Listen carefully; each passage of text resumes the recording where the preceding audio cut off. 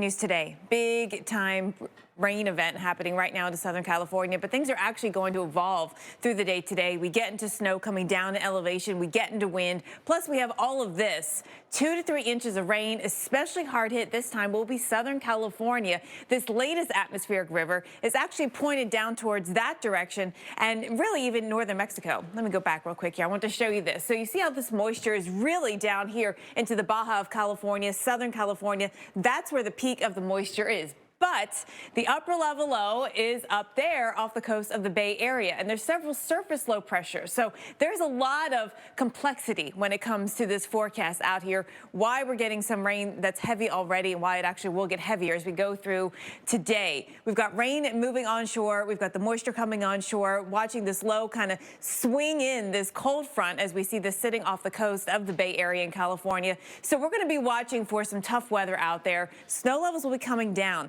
They're up about 7, maybe 7,500 feet right now. They'll be coming down to about 5,000 feet as we see some of the colder air move in. And so that will be changing conditions out there for you. We've got concerns for flash flooding. River flooding is possible. The ground is saturated after just the whole season that we've had, really with very little break in between. And so concerns about flooding and flash flooding, especially likely down here from Los Angeles to San Diego. We're going to keep an eye on things for you there from Monterey Point southward. These are some of the flood-prone areas that we've been watching already. And it's raining out there. Temps are in the 40s, maybe barely 50 in Los Angeles. Temps actually do get a little cooler. Today's going to be a tough day out there with all of this, the rain, the cool, and the wind, actually, was a background factor here, Alex. Really windy, especially in Southern California today.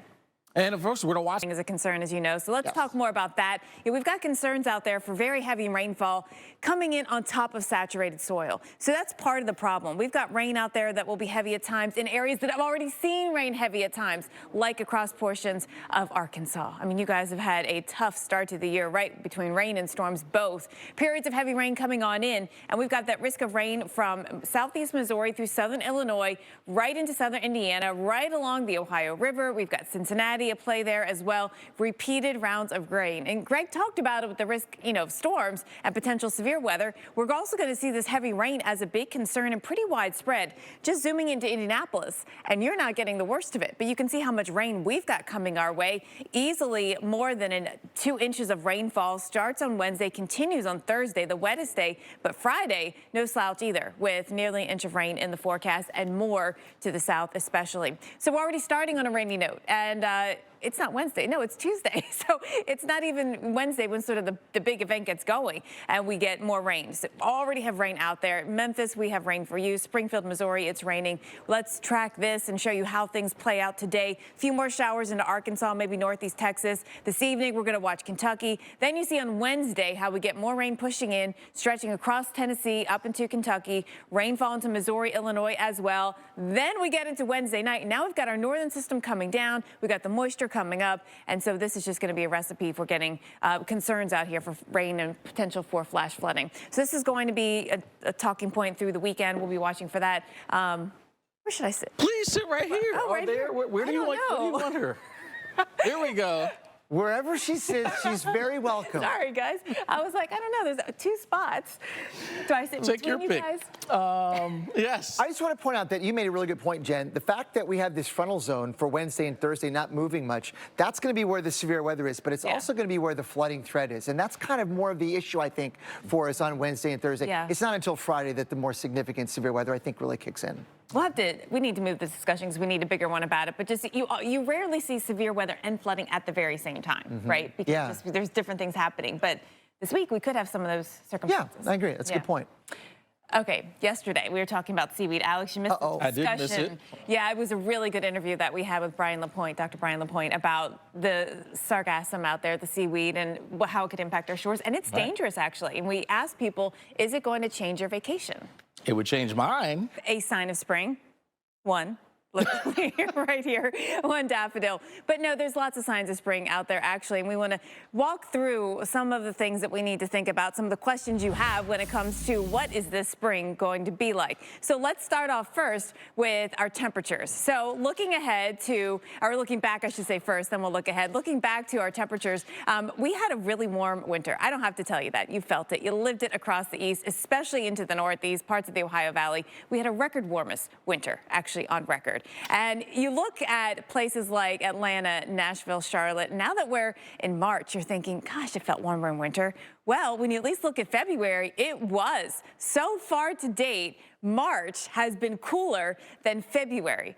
In Nashville, Atlanta, in Charlotte, in Birmingham, in St. Louis. I can add D.C. to the list, and Jacksonville I looked up too. I mean, there's so many places that had a warmer February than we've been so far to March. Now, March isn't over yet, so we'll see how it finishes up. And we've got a trend for warmer temperatures, as Alex talked about. But it was a cool one yesterday. We only hit 62 in Jacksonville. We were only in the 50s from Texas to Georgia to the Carolinas, where some spots only in the 40s. But things are going to change. You saw in that outlook just for the next 7 to 10 days. We're looking ahead to April through June, through the rest of our spring. We are expecting to be warmer than average across the east. Now, with that, of course, comes all the concerns that we always get every spring, which is we start to get some snow melt. And we did have a decent snowpack up here and still do into the northern plains. That's going to lead to a spring concern for flooding. So we've got the spring flood outlook for you right here. And especially concerning is the Mississippi River around Minneapolis and then southward as you make your way down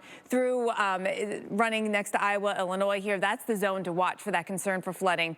Of course, drought's another concern, especially in the middle of the country, and we look ahead to that as well. We are unfortunately not seeing any sign of that coming to a quick end. Alex? Even make it more organized or more, I would say, intense. Right. That comes Friday. Right. But what you're noticing about that is that 3 days this week, we've got a storm system in the same area vicinity. So that's going to lead to flooding. It's like nearly stationary front. Yes. And so let's tackle that part of the problem where we have rain for several days in a row. It's going to be heavy at times. That's on top of what we already had, which has been a really wet month so far. The ground is very saturated. That includes much of our Arkansas, not even the whole state.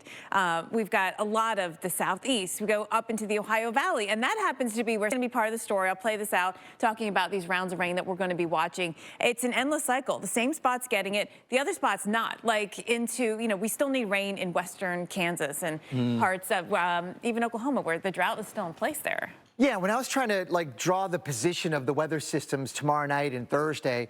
Look ahead to the spring outlook, talk about some of the challenges that you can get into this time of year, and always talk about temperatures, because that's what everyone always asks. How's the spring going to be? Is it going to be a warm spring? Is it going to be a cold spring? Well, you look back to winter to give you some perspective. It was a really warm winter across the eastern half of the country. In fact, a record warm for many places. Toledo, Ohio, one of those spots. And just if you go back to last month compared to now, it's a big difference, especially because February is not supposed to be warmer than March, right? But it was. Atlanta, Nashville, Charlotte, Birmingham, St. Louis all recorded a warmer February than March has been so far. Now, March isn't over yet. We may not finish that way, but it's been notable. Jacksonville's another spot that did that, and yesterday, case in point, 62 degrees. Miami, we were only 77. There was no place across the entire U.S. that had a temperature over 80 degrees yesterday. And our average in Miami is at this point in the season usually in the low 80s. So that's where we've been. But talk about where we're going. We're going to see a pattern change, and Alex just talked about that in the forecast. Likely to see above average temperatures across the eastern half of the country as we go from April through May to June. So now we're looking at the rest of spring here.